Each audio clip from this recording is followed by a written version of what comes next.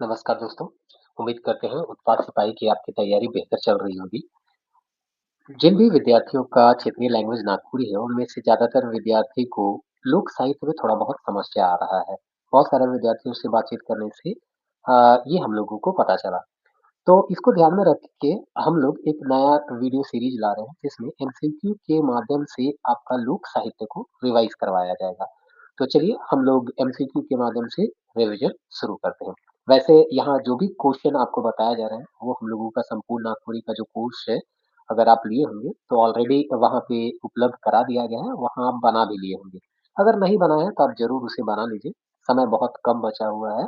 तो आपका कोई भी सेक्शन जो है वो कमज़ोर नहीं रहना चाहिए। हर सेक्शन में अपना कमांड बना के जाइए ताकि किसी तरह का कोई परेशानी ना हो। तो हम लोग उन विद्यार्थियों को ध्यान में रख के ये वीडियो बना रहे हैं जो हम लोगों के इस कोर्स को जॉइन नहीं किए हैं और क्वेश्चन के माध्यम से लोक साहित्य को रिवाइज़ करना चाहते हैं। तो चलिए शुरू करते हैं और देखते हैं कि आज हम लोग कौन-कौन सा प्रश्न यहाँ पे देखने वाले हैं। आप लोगों को पता होगा कि हम लोग जो है यहाँ पे चैप्टर वाइज़ लोक साहित्य को पढ़ा है, जिसमें सबसे पहला चैप्टर जो हम लोगों का है, वो है परिचय। यानी लोक साहित्य का जो बेसिक इन्फॉर्मेशन है, वो यहाँ पे आपको बताया जाता है। तो उसी से यहाँ कुछ सवाल बनाया गया है, सवाल के माध्यम से ही हम लोग लोक साहित्य के परिचय को समझने का प्रयास करेंगे।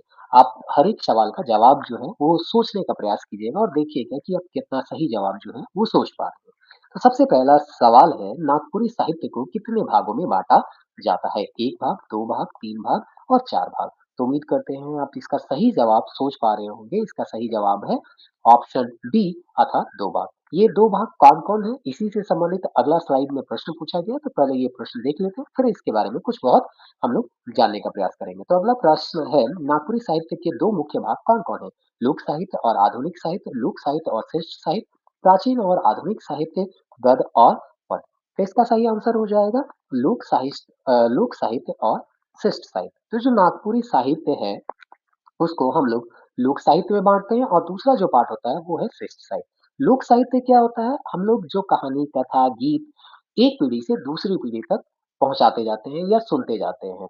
इसका कौन लेखक है वो स्पष्ट हमको नहीं पता चलता है, तो उसको हम लोग बोलते हैं लोक साहित्य। लेकिन वही चीज़ अगर आप शिष्ट साहित्य देखिएगा, तो शिष्ट साहित्य में लेखक जो है स्पष्ट आपको पता चल जाते हैं।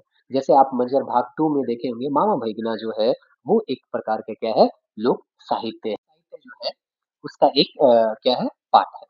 तो राजा का चुनाव हो गया मामा भैगना, जो कि मंजर भाग 2 तो उत्पाद सिपाही अगर आप तैयारी कर रहे हैं तो ज़रूर पढ़ें। वहीं अगर बाचली तो बुझली जो है वो कौन लिखे हैं? तो उमेश नंद तिवारी जी लिखे हैं। तो इसका क्या है, लेखक आपको पता चल रहा है और जिसका लेखक पता आपको चलेगा उसको हम लोग शिष्ट साहित्य के अंतर्गत रखते हैं। तो इस तरह से जूली दीदी शकुंतला मिश्रा लिखी है, अंगना का तुलसी अजय किशोर पांडे लिखे हैं, ये सब भी याद कर लीजिए क्योंकि ये सब भी आपको सवाल में देखने को मिल सकते हैं। तो उम्मीद करते हैं आपको समझ में बेसिक थोड़ा-सा आ गया होगा कि लोक साहित्य के लेखक कौन है, ये हम नहीं जानते हैं, ये बस पीढ़ी दर पीढ़ी हम लोग सुनते आ रहे हैं। शिष्ट साहित्य के लेखक जो हैं स्पष्ट होते हैं और इनके बारे में हम लोगों को जानकारी होता है कि इस कहानी का लेखक कौन है, इस गीत का लेखक कौन है। अब अगला प्रश्न है, लोक साहित्य किस प्रकार का साहित्य है? लिखित साहित्य है, वैज्ञानिक साहित्य है, मौखिक और श्रुति साहित्य है और आधुनिक साहित्य है। तो लोक साहित्य अभी जैसा आप लोगों को बताया गया, एक पीढ़ी से दूसरी पीढ़ी तक हम लोग क्या करते आते हैं, सुनते चले आते हैं। जैसे यहाँ दादाजी जो हैं, अपने जो छोटे बच्चे हैं या जो दूसरे लोग हैं, उनको ये कहानी, गीत, कविता या कथा जो है वो सुना रहे हैं। अब यही लोग सुनेंगे और बड़े होंगे और बड़े होने के बाद ये जो अगली पीढ़ी है, उसको क्या करेंगे, इस कहानी, गीत, कविता को सुनाएँगे। तो ये जो है मौखिक रूप से बता रहे हैं, ये इसको सुन रहे हैं, सुन के याद करेंगे और अगला पीढ़ी को फिर ट्रांसफर करेंगे। तो यही है हम लोगों का लोक साहित्य। आगे पूछा गया, लोक साहित्य को अपौरुषेय क्यों कहा गया है? तो अभी आप लोगों को बताया गया कि इसके लेखक कौन है, स्पष्ट हम लोगों को जानकारी नहीं मिलता है और इसीलिए इसे अपौरुषेय कहा जाता है। चलिए 4 ऑप्शन देखते हैं और सही ऑप्शन ढूँढने का प्रयास करते हैं। यह बहुत कठिन होता है, ऐसा तो नहीं है। लोक साहित्य हम लोगों को काफ़ी सरल देखने को मिलता है। यहाँ पे गीत, कविता बहुत सरल होते हैं। जो आम इंसान जो पढ़े-लिखे नहीं भी हैं, उनको भी समझ में आ जाता है। ये लिखित होते हैं, ये भी आप काट दीजिए क्योंकि ये लिखित नहीं है। ठीक है, अभी आपकी किताब में ये छाप दिया गया है संकलित करके ताकि आप इसे पढ़ पाएँ।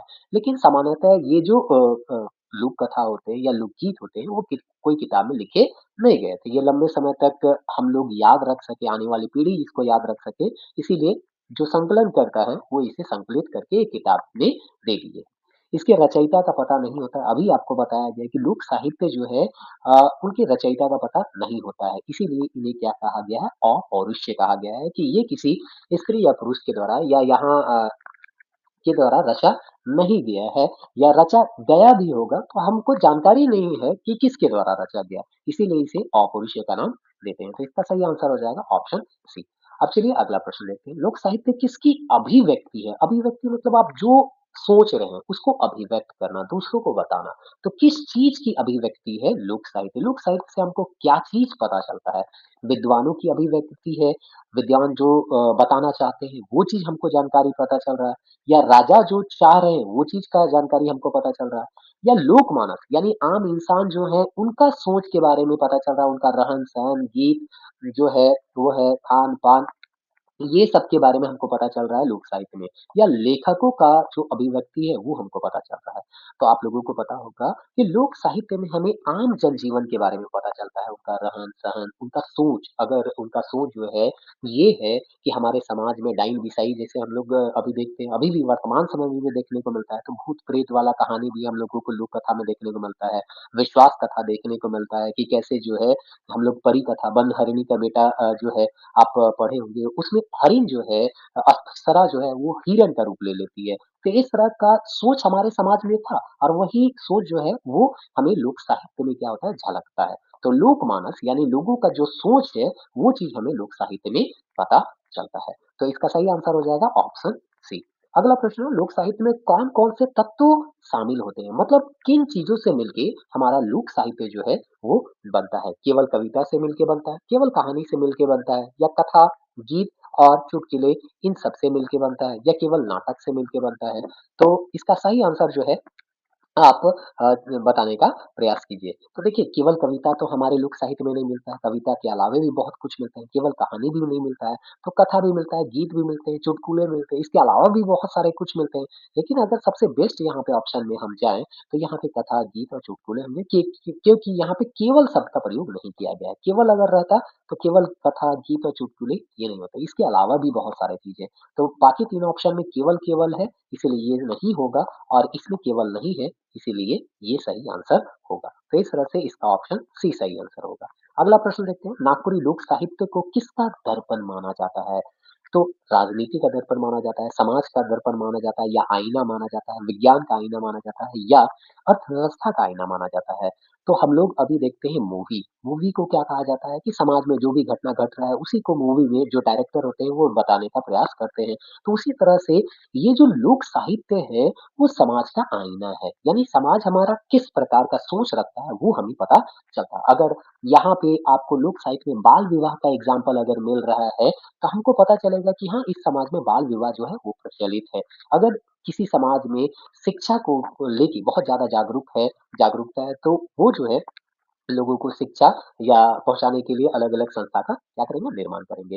तो आपको समाज में जो भी कुछ दिखेगा, वो चीज़ किसमें झलकेगा? लोक साहित्य में झलकेगी यानी कहानी में झलकेगा, जो गीत है उसमें आपको पता चलेगा, जो कथा है उसमें आपको पता चलता है। तो हर एक चीज़ जो लोक साहित्य का पार्ट है, उससे हमें समाज के बारे में पता चलता है कि समाज का जीवन कैसा है, रहन-सहन कैसा है, खान-पान कैसा है, उन लोगों का जो सोच है, वो सोच कैसा है, ये चीज़ आपको पता चलता है। तो चलिए अगला प्रश्न देखते हैं। लोक साहित्य का आधार यानी कि वो किस पे टिका हुआ है? जैसे कि बिल्डिंग का आधार होता है, किसी भी चीज़ का बेस होता है ना, तो लोक साहित्य का जो आधार है, वो किस पर टिका हुआ है? विज्ञान पे, राजनीति पे, धर्म पे, शिक्षा पे। तो देखिए पहले जो था, वो धर्म ही सबसे महत्वपूर्ण था। धर्म ही शिक्षा का माध्यम होता था, धर्म ही नीति जो है वो बताता था, सही क्या है, गलत क्या है, ये हम धर्म के माध्यम से ही सीखते हैं। और इसीलिए लोक साहित्य का जो बेस है, आधार है, वो क्या है? धर्म ही है। तो ऑप्शन सी जो है इसका सही आंसर हो जाएगा। आचार्य हजारी प्रसाद द्विवेदी लोक साहित्य को क्या कहते हैं? ज्ञान का सागर कहते हैं, जीवन का वेद कहते हैं, संस्कृति का आधार कहते हैं, समाज का दर्पण कहते हैं। तो देखिए ये जो है फैक्चुअल डाटा है, ये जब आप नोट्स पढ़ रहे होंगे तो वहाँ पे बताया जाता है। तो आप उसको क्या कर लीजिए, याद कर लीजिए। हम लोगों के नोट्स में लिखा हुआ है लोक साहित्य कर महात्म देखते हुए आचार्य हजारी प्रसाद द्विवेदी कहे ना कि लोक साहित्य जीवन कर वेद है कि जीवन का वेद कहने का मतलब वेद मतलब क्या होता है? ज्ञान होता है। मतलब अगर आप लोक साहित्य को क्या करते हैं, पढ़ते हैं, तो आप आपको हमारे या जो उस समाज के जीवन जो है उसके बारे में ज्ञान होता है कि समाज कैसा है। तो अगर आपको किसी के समाज के बारे में जानना है, किसी समाज जैसे अंग्रेजी समाज के बारे में जानना है तो अंग्रेजी साहित्य पढ़िए। अगर हिंदी समाज के बारे में जानना है तो हिंदी साहित्य पढ़िए। अगर नागपुरी समाज के बारे में जानना है तो नागपुरी कहानी पढ़िए, नागपुरी कथा पढ़िए, तब आप जानिएगा नागपुरी समाज। वही अगर बंगाली पढ़ना है, उड़िया पढ़िएगा तो आप उड़िया समाज के बारे में जानिएगा। तो लोक साहित्य क्या करता है, किसी भी समाज के बारे में बताता है, उसके बारे में ज्ञान देता है। इसीलिए आचार्य हरचारी प्रसाद द्विवेदी जो है लोक साहित्य को जीवन का वेद कहते हैं। आगे है लोक साहित्य किस प्रकार के भाव पाए जाते हैं? तो लोक साहित्य में केवल खुशी मिलता है, केवल दुःख मिलता है, खुशी, दुःख, आशा, निराशा सभी मिलते हैं, केवल क्रोध मिलते हैं। तो लोक साहित्य आप पढ़िएगा, आप कथा ही पढ़िए। देखिए आप भाफलकांडा में देखिएगा तो लोग परेशान हैं। उसके पिता जो है परेशान रहते हैं तो अपना बेटा तक को पीट देता है, लहू-लुहान कर देता है। तो कहीं निराशा हमको देखने को मिलता है। भाई के बाँचलक जिया मोर अगर आप पढ़िएगा जो कि हरिनंद राम है, वहाँ पे देखिएगा कि कैसे वो जो है अपना खेती के लिए चिंतित था और खेती बचाने के लिए जाता है। देखता है कि चोर उसका जो है खेती को क्या कर रहा है, नष्ट करके जा रहा है या धान चुरा के ले जा रहा है। लेकिन सुबह जाके देखता है तो देखता है कि नहीं धान चुरा के तो नहीं ले गया है, वो जो है धान काट के चले गए। तो वो क्या होता है खुश हो जाता है कि चलो चोर आए थे, वो धान काट के चले गए तो काटने का काम अब मेरा हुआ नहीं, हमको क्या करना है धान को ले जाना है। तो इस तरह से हमको खुशी, दुःख, आशा, निराशा हर एक चीज़ जो है वो देखने को मिलता है लोक साहित्य में। अब अगला प्रश्न देखते हैं ऐतिहासिक महत्व के अनुसार लोक साहित्य किसमें सहायता पहुँचाता है। तो ये अगर हम ऐतिहासिक महत्व देखें, तो उसमें किसने सहायता पहुँचाता है? भविष्य को जानने में, इतिहास को जानने में, विज्ञान को जानने में, राजनीति करने में हमें ऐतिहासिक महत्व के अनुसार जो है वो फ़ायदा पहुँचाता है या सहायता पहुँचाता है। तो देखिए नागपुरी लोक साहित्य का आपको महात्म बताया गया है, जिसमें से सामाजिक महात्म बताया गया है, शिक्षा संबंधी महात्म बताया गया है, आचार्य और आदर्श संबंधी महात्म बताया गया है, संस्कृति का स्वरूप को स्थापित करने के लिए बताया गया है, भाषा साहित्य के इतिहास को जानने के लिए बताया गया है, भाषा विज्ञान के वास्ते बताया गया है, आर्थिक जो महात्म है वो भी बताया गया है। तो सबसे पहला जो महात्म है महत्व है लोक साहित्य का वो है ऐतिहासिक महत्व। ऐतिहासिक महत्व के बारे में बताया जाता है कि इससे हमें इतिहास जानने में सुविधा होती है। आप अगर ऐतिहासिक महात्म जो हम लोगों की क्लास नोट्स में दिया गया है उसे पढ़े होंगे तो आपको याद होगा वहाँ पे लिखा हुआ है झारखंड का पूर्ण इतिहास, सामाजिक, सांस्कृतिक, आर्थिक और राजनीतिक जाने के लिए पुरातत्व संगीत, लोक साहित्य भैर सहारा है, काले की पूर्ण पर्याकर शिष्ट साहित्य में भेटायला। अगर हमने नागवंश के बारे में जाना थी कि फनी मुकुट राय जो है क्या कर रहे उनके नाक का कह रहे बचा रहे उ एगो नाग जाति कर का रहे छुआ रहे। ये सब जो लोक कथा हम लोग सुनते हैं उससे हम लोगों को क्या होता है थोड़ा बहुत इतिहास जानने को मिलता है। तो इस तरह से ऐतिहासिक महत्व भी रहता है ये लोक साहित्य। जैसे कि नागवंशी के बारे में हम लोग पढ़ रहे हैं, तो नागवंशी के बारे में पढ़ रहे हैं तो इतिहास ही तो जान रहे हैं। लेकिन वो क्या 100% सही है कि गलत है, ये चीज़ हम कैसे कन्फर्म करेंगे? कन्फर्म नहीं होता है। हाँ, लेकिन वो चीज़ पीढ़ी दर पीढ़ी हम लोग सुनते आ रहे हैं, तो हम लोग उसको क्या करते हैं, मानते हैं कि ये क्या रहा होगा, सच रहा होगा। है ना? चलिए लोक साहित्य के माध्यम से क्या स्थापित किया जाता है? केवल नियम, केवल कानून, आचार और आदर्श। तो लोक साहित्य हम लोगों को पहले दादा-दादी, नाना-नानी जो है वो कहानी कथा सुनाते थे और कहानी कथा सुनाने के बाद जो है हम लोग को क्या कहा जाता था? देख बाबू अगर चोरी वाला कहानी सुनाते थे तो चोरी करलक अगर चोर तो लास्ट में वो चोर का गेलक, धराय गेलक, ओके मारलय, पिटलय, राजा ओके फांसी दे देलक या जेल में डाल देलक। इस तरह का कहानी हम लोगों को सुनाया जाता था और इस तरह से अच्छे कर्म करने के लिए हम लोगों को प्रेरित किया जाता था। पहले बहुत ज़्यादा जो था स्कूल वगैरह था नहीं, तो लोग जो है पढ़ने-लिखने ही जाते थे। तो वही दादा-दादी के या जो भी अपने बड़े बुजुर्ग हैं गाँव के आस-पास के, उनसे वो कहानी सुनते थे और कहानी से ही उन्हें पता चलता था कहानी कथा से ही कि क्या सही है और क्या गलत है और इस तरह से आचार और आदर्श जो है वो स्थापित करने में लोक साहित्य अपना भूमिका अदा करता था। चलिए अगला प्रश्न देखते हैं लोक साहित्यकार साहित्य का संस्कृति से क्या संबंध है? संस्कृति क्या होता है? कल्चर क्या होता है? धर्म को जब आप व्यावहारिक रूप में अपना लीजिएगा तो वही क्या होता है संस्कृति। जैसे हमारा धर्म कहता है कि सुबह जो है उठना है और माता-पिता का जो है पाँव छूना है, माता-पिता को आदर देना है। तो अगर किसी धर्म में ये बात कहा जा रहा है और इस चीज़ को आप व्यवहार में लाते हैं तो वो आपका कल्चर हो गया कि हाँ, हिंदू धर्म के कल्चर में कहा जाता है माता-पिता का पैर छूने से हमें क्या होता है आशीर्वाद मिलता है और हमारी जीवन जो है वो सुख में बीतती है। उसी तरह से अगर क्रिश्चियन में जाइएगा तो वहाँ पैर नहीं छूते हैं, वहाँ हाथ मिलाते हैं। आप मुसलमान में जाइएगा तो वहाँ गला मिलता है। तो अपना-अपना धर्म का अपना-अपना एक अलग-अलग क्या होता है तरीका होता है सम्मान देने का। तो उस सम्मान देने का जो तरीका होता है उसको जब हम व्यवहार में ले आते हैं व्यवहार में ले आते हैं तो वही व्यवहार जो है वो कल्चर करता है। कल्चर के अंतर्गत आपका खान-पीन, पहनावा, ओढ़ावा, बोली, भाषा ये सब सभी चीज़ आता है। तो पूछा जा रहा है संस्कृति से क्या संबंध है? कोई संबंध नहीं है। संस्कृति को नष्ट कर देता है, संस्कृति को दर्शाता और संरक्षित करता है। तो बिल्कुल संस्कृति को दर्शाता भी है कि हमारा नागपुरी समाज का क्या संस्कृति है, हम लोगों का खान-पान कैसा है, रहन-सहन कैसा है, हम लोगों की सोच क्या है और साथ ही साथ संरक्षित भी रखता है। हम लोग कहते हैं ना कि अगर नागपुरी समाज को बचा के रखना है, तो नागपुरी साहित्य को हम लोगों को बचा के रखना होगा क्योंकि अगर हम लोग नागपुरी साहित्य के बारे में नहीं पढ़ेंगे, तो अपने नागपुरी समाज के बारे में नहीं पढ़ेंगे।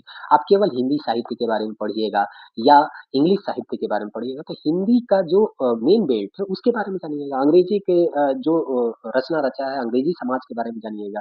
लेकिन जब नागपुरी पढ़िएगा, तो नागपुरी समाज के बारे में जानिएगा। जब खोरठा पढ़िएगा, तो उरांव के बारे में आप सॉरी खोरठा के बारे में जो है जानिएगा। जब पंचपरगनिया पढ़िएगा, तो पंचपरगनिया के बारे में जानिएगा। जब आप जो है जो है कुड़ुक पढ़िएगा तो उरांव के बारे में जानिएगा, जब मुंडारी पढ़िएगा तो मुंडा के बारे में जानिएगा। तो इस तरह से जिस भी समाज के बारे में जानना है, उस समाज का जो साहित्य है, उस साहित्य को आप पढ़ लीजिए, उस समाज को आप क्या कीजिएगा, जान लीजिएगा। तो इस तरह से संस्कृति को ये बताता भी है और संरक्षित भी रखता है। ऑप्शन सी इसका सही आंसर है। भाषा विज्ञान के लोक साहित्य क्यों महत्वपूर्ण है? भाषा एक प्रकार का क्या है, विज्ञान की है। भाषा के लिए हम लोग जो है, कोई भी भाषा का अपना क्या होता है अपना एक लिपि होता है, उसका अपना-अपना विशिष्टता होता है, तो उसको समझने के लिए भी लोक साहित्य जो है, उसको जानना बहुत ज़रूरी है क्योंकि लोक साहित्य प्रारंभिक चीज़ है और जब लोक साहित्य प्रारंभ हुआ होगा या किसी भाषा का शुरुआत हुआ होगा, तो उसका कोई व्याकरण नहीं होगा। धीरे-धीरे जो है हम लोग आगे बढ़ते गए और व्याकरण लिखा गया, मतलब बताया गया कि इस भाषा को बोलने के लिए क्या-क्या नियम है। तो शुरुआत में हम लोग जानते हैं नागपुरी का कोई व्याकरण नहीं लिखा गया था। तो जब ई.एच. व्हिटली 1896 में नागपुरी लिखे होंगे, नागपुरी व्याकरण लिखे होंगे, तो वो सबसे पहले देखे होंगे कि नागपुरी में किस तरह का भाषा का प्रयोग किया जाता है, किस तरह का ध्वनि का प्रयोग किया जाता है, कितने ध्वनि का प्रयोग किया जाता है ना? ये सब चीज़ को देखेंगे, तो भाषा को समझने के लिए भी हमें लोक साहित्य का बहुत ज़्यादा ज़रूरी होता है। तो इसमें चित्र होते हैं, इसमें ध्वनि और शब्द का विकास मिलता है या केवल कहानी होती है या केवल गीत होते हैं, सही आंसर होगा इसमें ध्वनि और शब्दों का विकास होता है। आर्थिक महत्व के अनुसार लोक साहित्य क्या दर्शाता है? केवल धन, सामाजिक आर्थिक स्थिति, केवल व्यापार, केवल खेती। तो यहाँ समाज की आर्थिक स्थिति को ये क्या करता है, बताता है। तो जैसे हम लोग जो है अगर कथा पढ़ते हैं और कथा में किसान का ज़्यादा उल्लेख मिलता है या लोहार का मिलता है या बढ़ई का मिलता है या जो है टोकरी बनाने वाले लोगों का मिलता है। तो इससे हम लोगों को पता चलता है आखिर उस समाज में किस तरह की आर्थिक गतिविधि अपनाई गई है या अपनाई जाती थी। तो ये आर्थिक स्थिति को भी क्या करता है, बताता है। जैसे अगर हम लोग नागपुरी समाज के बारे में देखें तो नागपुरी समाज में हम लोगों को कुम्हार भी देखने जैसे कहानी वगैरह, अब ऐसा नहीं है कि केवल नागपुरी समाज में ही देखने को मिलेगा, दूसरे समाज में भी देखने को मिलेगा। तो हम लोग क्या करते हैं, हम लोग लोहार भी देखते हैं, कुम्हार भी देखते हैं, किसान भी देखते हैं। एक गाँव के समीप आपको लोहार भी दिख जाएगा, कुम्हार भी दिख जाएगा और भी दूसरे समुदाय दिख जाएँगे ताकि ये गाँव जो है उसमें उपयोग आने वाले हर एक चीज़ जो है उनको मिल जाए। तो सटे हुए सभी कोई रहते थे। तो ये आर्थिक स्थिति भी हमको पता चलता है। लोक साहित्य समाज में क्या लाने में सहायक है? विवाद, असमानता, समरसता और एकरूपता और अशांति। हम लोग कहते हैं जो हमारा लोक साहित्य है वो हमेशा हमें यही ज्ञान देता है कि हमें मिल-जुल के रहना है, किसी के साथ जो है बैर नहीं रखना है। आपस में अगर हम लोग मिल के रहेंगे तो हमारा समाज जो है वो आगे जाएगा और आपस में अगर हम लोग लड़ते रहेंगे तो हम लोग जो है कभी भी आगे नहीं बढ़ पाएँगे। अभी भी वर्तमान समय में देखिए कि बहुत सारे लोग जो है छोटे-छोटे मुद्दे को लेके आपस में लड़ने लग जाते हैं। लेकिन ऐसा कीजिएगा तो हमारा समाज कहाँ जाएगा और नीचे चला जाएगा। हम लोग विकास नहीं कर पाएँगे, नए-नए इनोवेशन नहीं कर पाएँगे। इसीलिए कहा जाता है कि समाज में एकरूपता रहे, इसका जो है प्रयास लोक साहित्य में किया जाता था और अभी भी हम लोग शिष्ट साहित्य में भी देखें तो शिष्ट साहित्य का भी जो लिखने वाले लोग रहते हैं, वो यही चाहते हैं समाज में जो है वो विवाद ना हो, असमानता से किसी को परेशानी ना हो और समाज में किसी तरह का अशांति ना हो। शिष्ट साहित्य लिखने वाले का भी उद्देश्य होता है कि समाज में समरसता और एकरूपता बना रहे। लेकिन कभी-कभार आपको शिष्ट साहित्य में ऐसा देखने को मिल जाता है जिससे अशांति क्या होती है, फैलती है। लेकिन ऐसे बहुत कम लोग देखने को मिलते हैं जो कि अशांति फैलाने के लिए कोई भी चीज़ लिखते हैं। ज़्यादातर लोग जो है वो चाहते हैं समाज में शांति और एकरूपता बना रहे और यही चीज़ जो है वो लोक साहित्य से सीखी क्योंकि शिष्ट साहित्य में जो भी कुछ हम रच रहे हैं, वो उसका जो स्रोत है वो क्या? लोक साहित्य ही है। तो इस तरह से आज हम लोग लगभग 17 प्रश्न जो है आपको बताने का प्रयास किए। ये सारे प्रश्न आपको हमारे इस कोर्स में मिल जाएँगे और इससे रिलेटेड नोट्स भी मिल जाएगा, वीडियोज़ भी मिल जाएँगे। तो अगर आप ऐप में हैं, ये कोर्स लिए हुए हैं और टेस्ट अभी तक नहीं बनाए हैं, तो आप कृपया ज़रूर बना लीजिए टेस्ट क्योंकि खुद से जब टेस्ट बनाइएगा तो उसका फ़ायदा कुछ अलग ही आपको देखने को मिलेगा। नेक्स्ट हम लोग वीडियो में कहावत जो लोक साहित्य का अगला पार्ट है, उसको लेके आएँगे और उससे संबंधित कुछ सवाल बनाने वाले हैं। मिलते हैं नेक्स्ट वीडियो में, तब तक के लिए